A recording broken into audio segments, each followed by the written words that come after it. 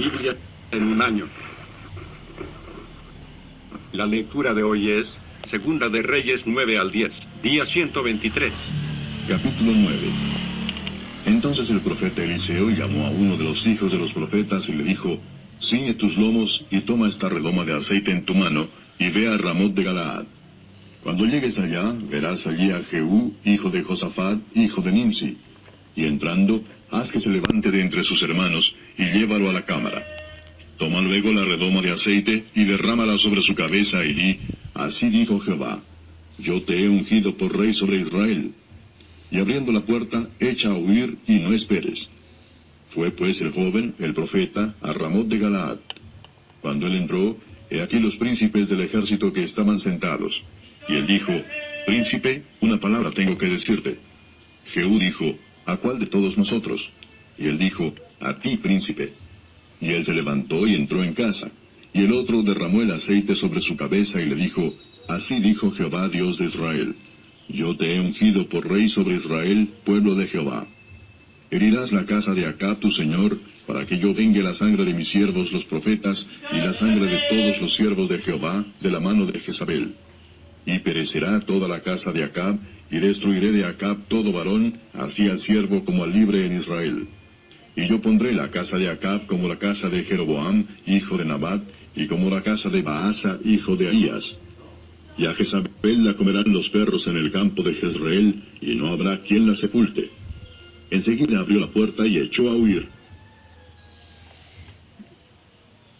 En estos sucesos y otros similares debemos reconocer la obra secreta de Dios que dispone a los hombres para que cumplan y respeten sus propósitos. Jehú fue ungido rey de Israel por especial elección del Señor, que aún tenía un remanente de su pueblo, y de todos modos conservaría su culto entre ellos. Se le recuerda esto a Jehú, se le manda a destruir la casa de Acab, y en la medida en que se actuó obedeciendo a Dios y con principios justos, no tuvo que considerar reproche ni oposición. El asesinato de los profetas de Dios se destaca con firmeza. Jezabel persistió en su idolatría y enemistad contra Jehová y sus siervos, y su iniquidad ahora está completa.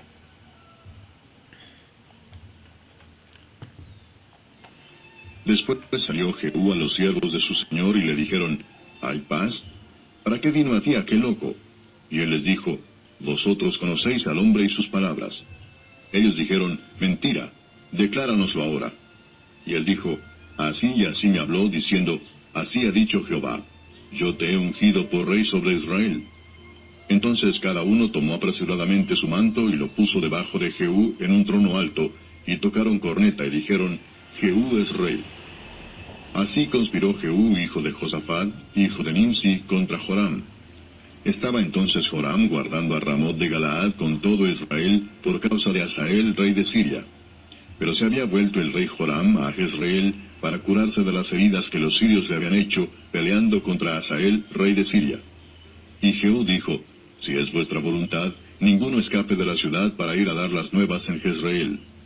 Entonces Jehú cabalgó y fue a Jezreel, porque Joram estaba allí enfermo. También estaba Ocosías. Los que entregan fielmente el mensaje del Señor a los pecadores en todas las épocas han sido tratadas como locos. El juicio, el modo de pensar y la conducta de ellos son contrarios a los de los demás hombres. Ellos soportan mucho para lograr sus objetivos y son influidos por motivos a los cuales los demás no tienen acceso, pero por sobre todo los mundanos e impíos de todas las clases los acusan de que sin duda están locos, aunque los principios y las costumbres de los siervos de Dios resultan ser sabios y razonables. Algo de la fe en la palabra de Dios parece haber animado a Jehú a esta empresa. Jehú era hombre de espíritu fervoroso. La sabiduría se ve en la elección.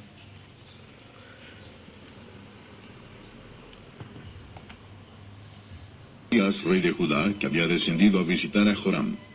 Y el atalaya que estaba en la torre de Jezreel vio la tropa de Jehú que venía y dijo: veo una tropa. Y Joram dijo: ordena a un jinete que vaya a reconocerlos y les diga: ¿hay paz? Fue pues el jinete a reconocerlos y dijo: el rey dice así: ¿hay paz? Y Jehú le dijo, ¿qué tienes tú que ver con la paz? Vuélvete conmigo.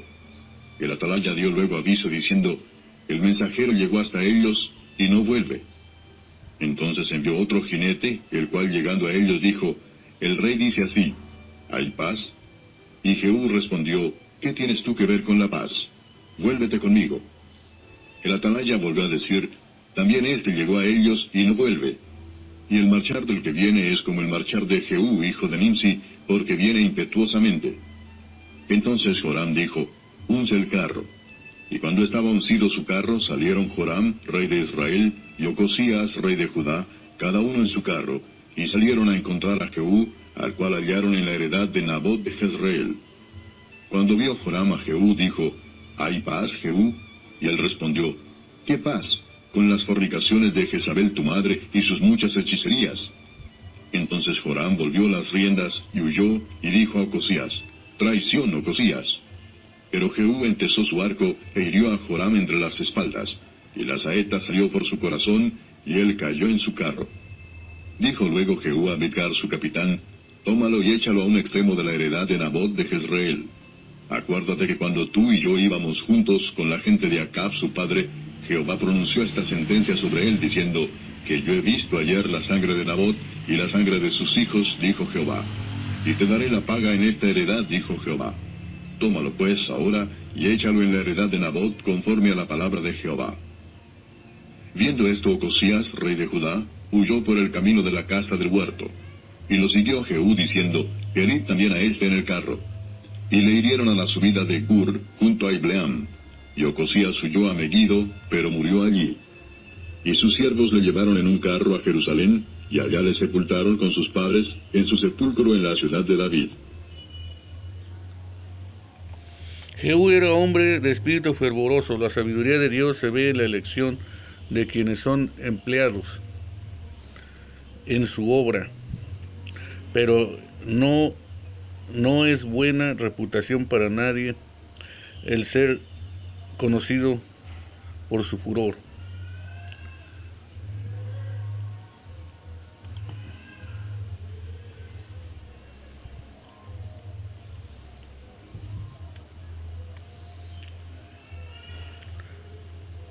El que se enseñorea de su espíritu es mejor que el fuerte. Joram encuentra a Jehú en el sitio de Nabot. Las circunstancias de los acontecimientos son a veces ordenadas por la providencia divina para que el castigo corresponda al pecado como la cara corresponde a la cara del espejo. El camino del pecado nunca puede ser el camino de paz.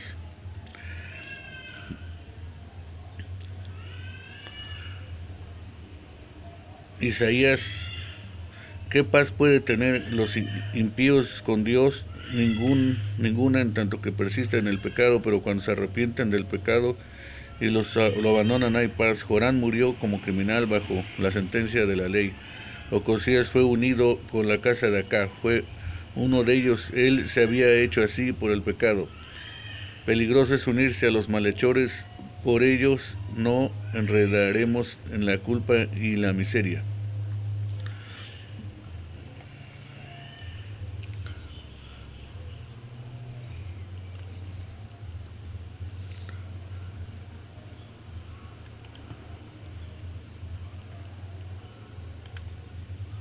En el 11º año de Joram, hijo de Acab, comenzó a reinar Ocosías sobre Judá.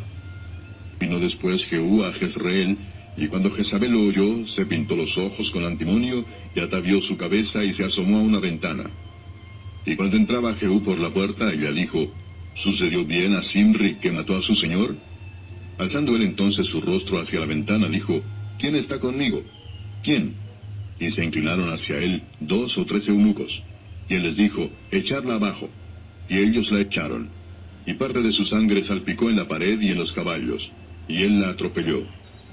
Entró luego y después que comió y bebió, dijo, id ahora a ver a aquella maldita y sepultarla, pues es hija del rey.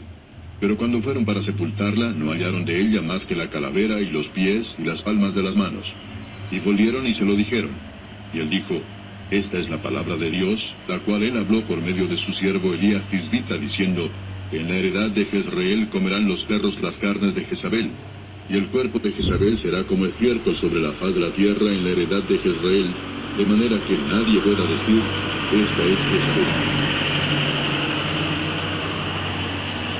En lugar de esconderse como quien teme la venganza divina,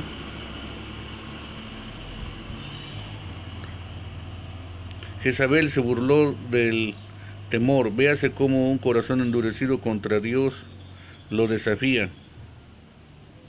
Lo desafiará hasta el fin. No hay presagio más seguro de ruina que un corazón que no se humilla bajo las providencias humillantes que considera la conducta y destino de Jezabel. Los que usan la magia para seducir a los demás a que hagan maldades para sacarlos a los caminos, es hora de preguntar, ¿quién se pone de su lado? Los ayudantes de ella la entregaron, así fue muerta. Véase al final del orgullo, la crueldad,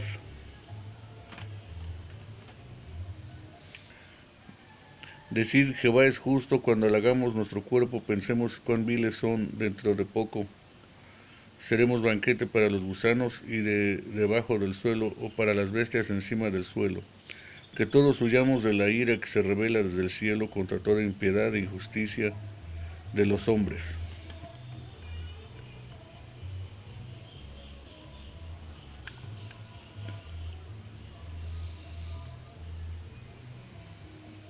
Manos y sus pies, y su esqueleto porque los perros lo habían devorado.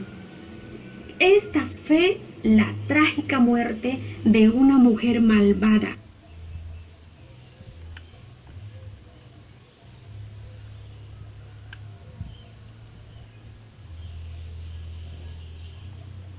Una voz que estremecía los corazones, tanto así que 13 eunucos que lo escuchaban se postraron ante Jehú.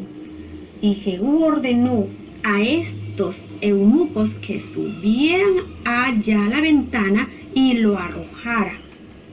Jezabel cayó al suelo y su sangre se esparció por las paredes, y Jehú pasó por su encima con los caballos. Luego Jehú se fue, y por la tarde dijo, no es bueno que esa mujer quede ahí. Entonces él ordenó para que lo recogieran y le dieran pues una sepultura digna, porque era reina. Pero el Señor no tenía eso planeado.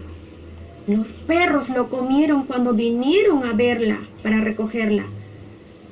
Solamente habían sus manos y sus pies y su esqueleto porque los perros lo habían devorado. Esta fue la trágica muerte de una mujer malvada.